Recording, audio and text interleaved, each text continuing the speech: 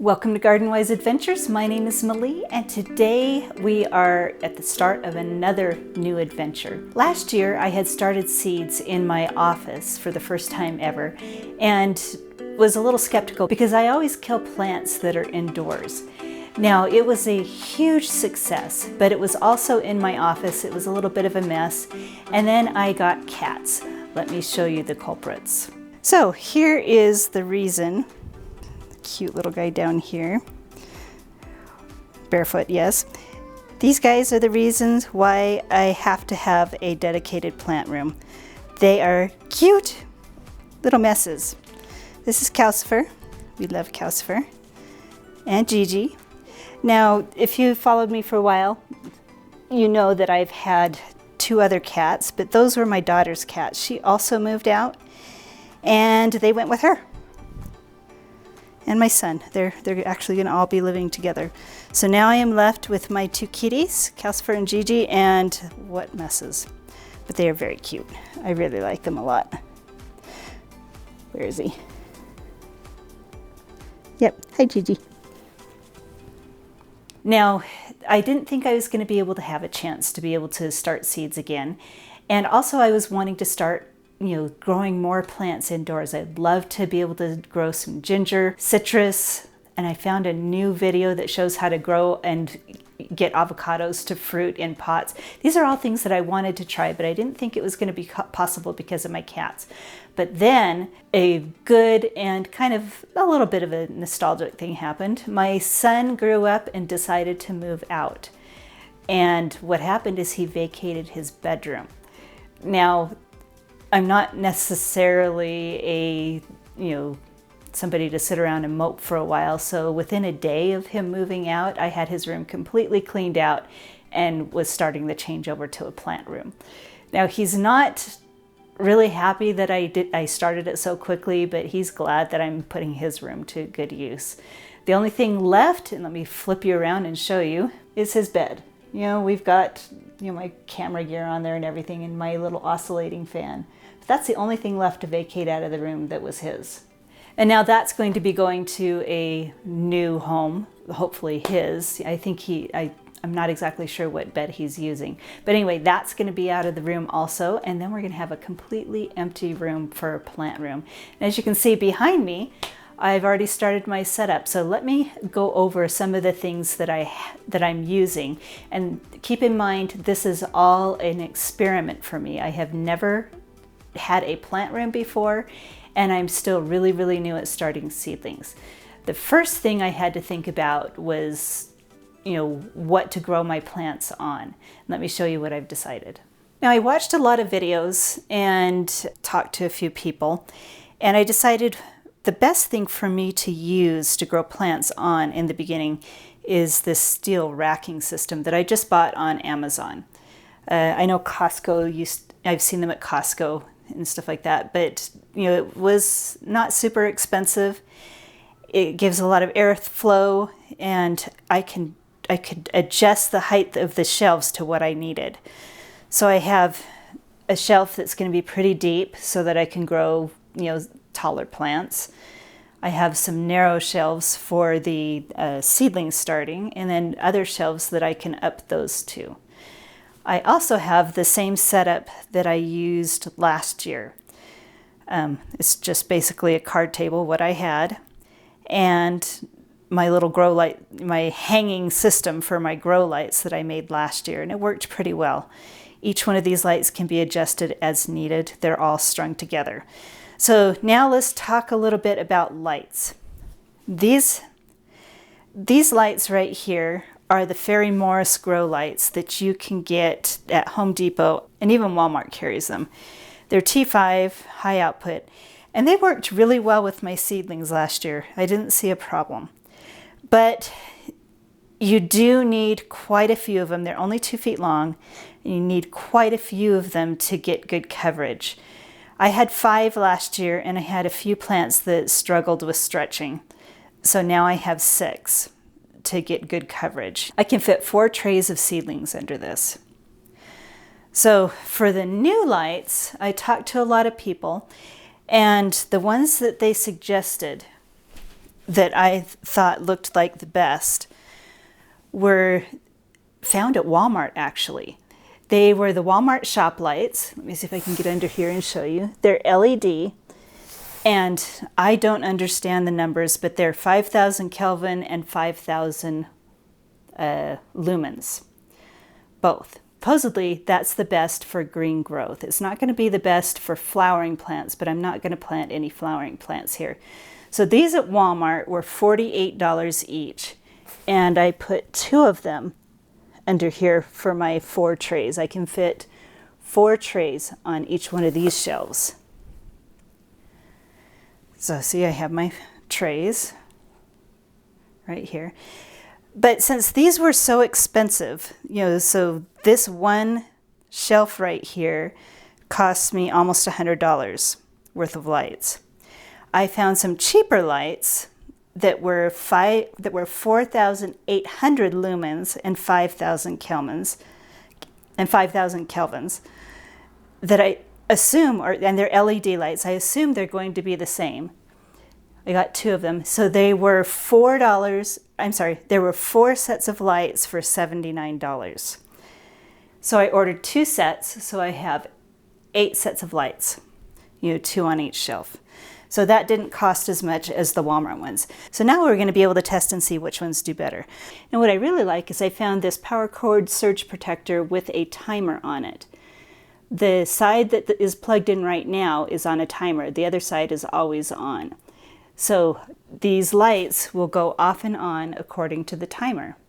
The other thing that I really like is that each light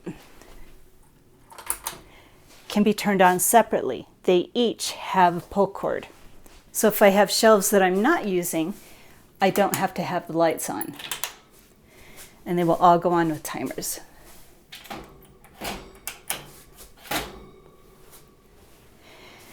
Now the thing that I do not like about this light setup is that the lights are not adjustable. So that's why I like this setup, because it's easy to lower the lights or raise the height. And these lights are also on the surge protector with a timer.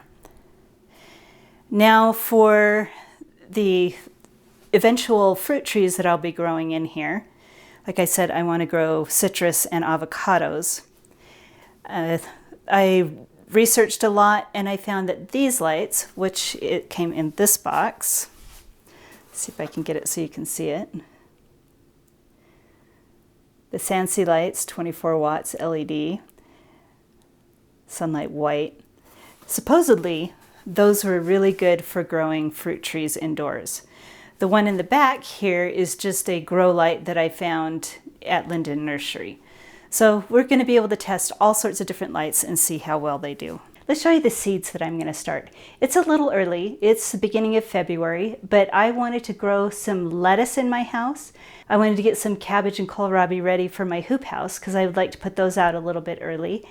And I also wanted to grow some kale, both for indoors and outdoors.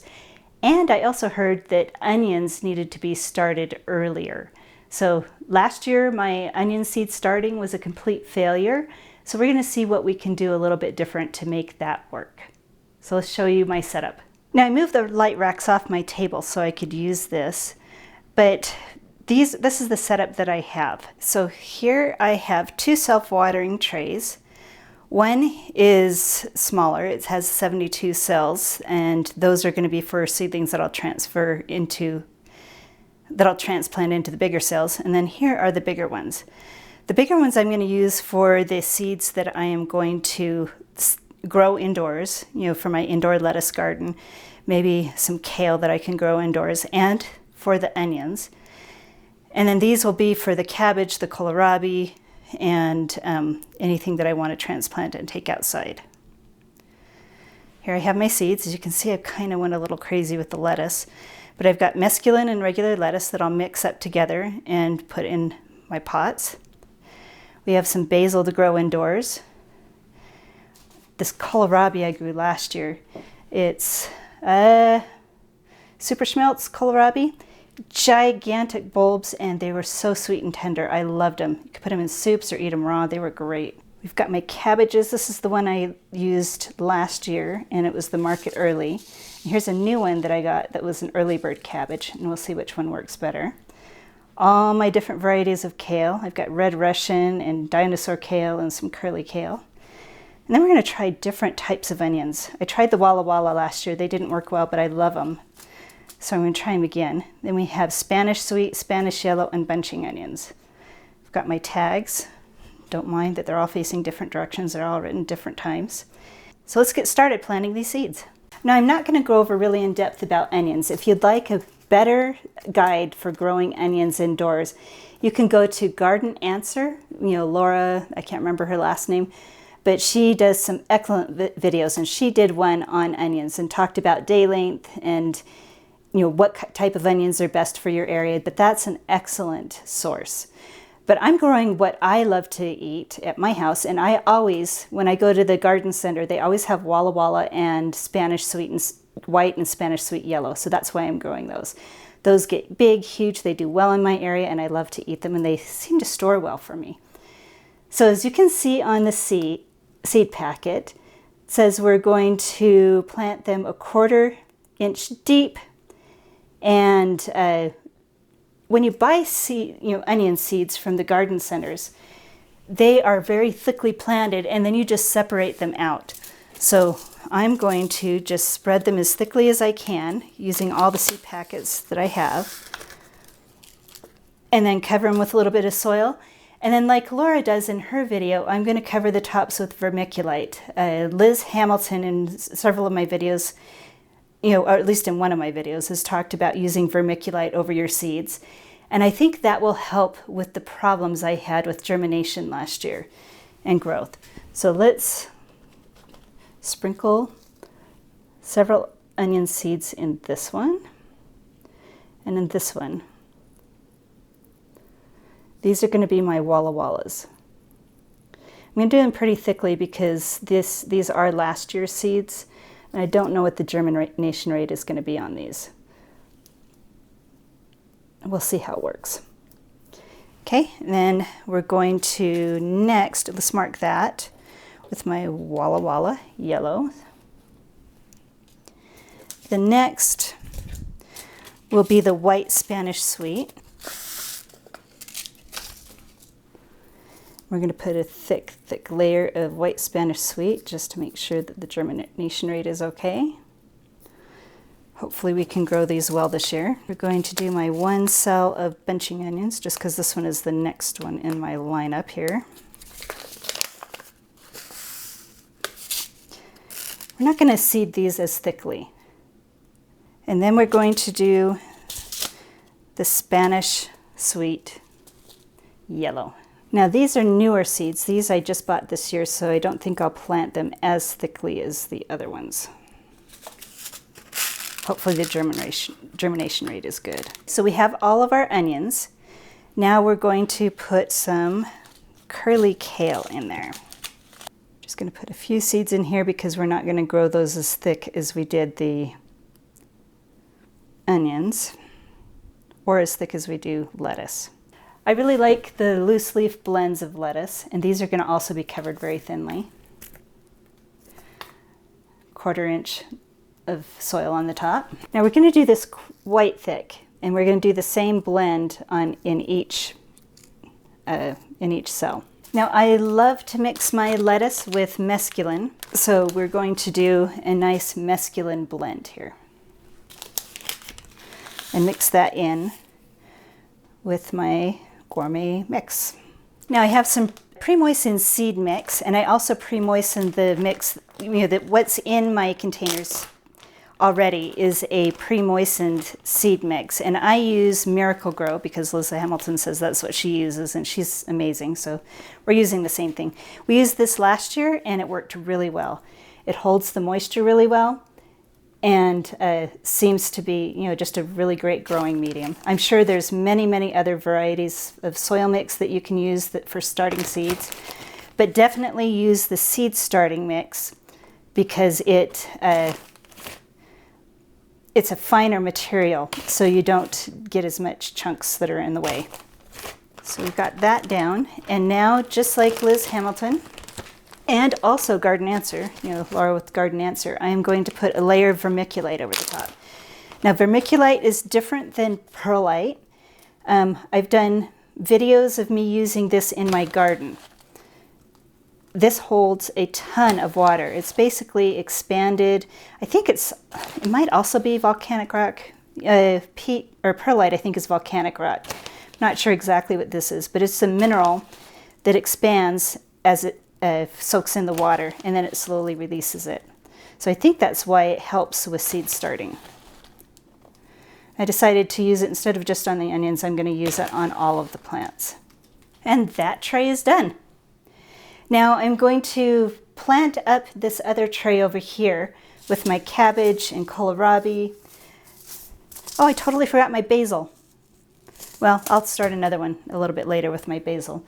But I'm going to do the cabbage, kohlrabi, and some kale, and probably a little bit of chard. I'll need to go get my chard.